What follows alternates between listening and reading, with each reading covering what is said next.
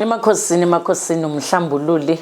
Ningakhohlwa, we do have a candle holder. A candle holder is made out of all the elements: amanzi, umhlaba, earth, fire, cause fire, and also nomoya, air. So thank you, ikhona duzane. Masikhuluma ngale candle holder. Sikhuluma nge candle holder fair enough, engididiyele ezumhlambulule. Ngoba abantu ngeke sifihle, abantu bayasebenza bayibona imali yabo. Ngishilo ngathi akusona isithwalo lesi. Abantu bayasebenza bakheje imali zabo, ababona imali zabo ukuthi ziyaphi.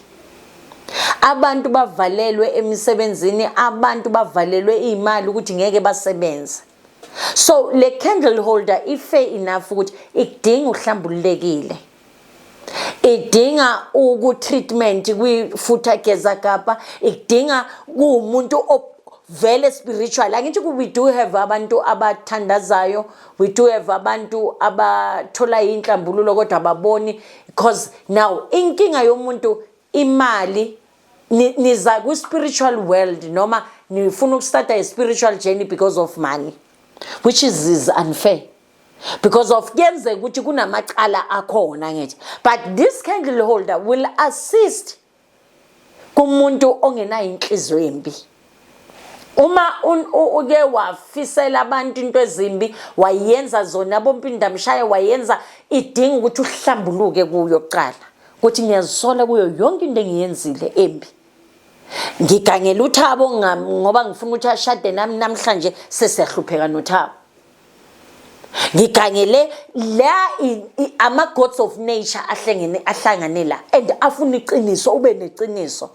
Uma ungazi ukuthi uzohlambulula ngani, khuluma nomhlambululi, umme Onika, uzokufaka kwi-treatment. Then this candle holder will work.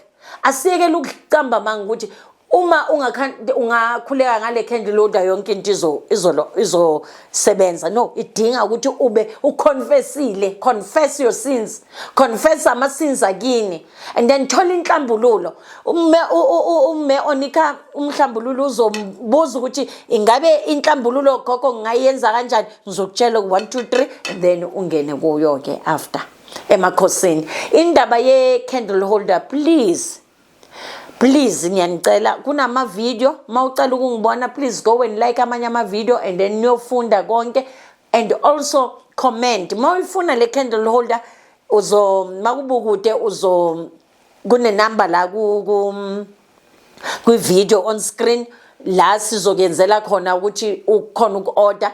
Abantwana makube uhlala nabantwana abasebenzayo, they must have one umunye nomunye abhekane nempilo yakhe, cause sifuna ukuyenzani, ukuwisa abathakathi laba banivalele inhlanhla zenu vele nizideservayo. How can ukuthi uyasebenza kodwa imali uyibona? How can ukuthi uyasebenza and ngaleso sikhathi uyi breadwinner, kwamele uncede wonke umndeni?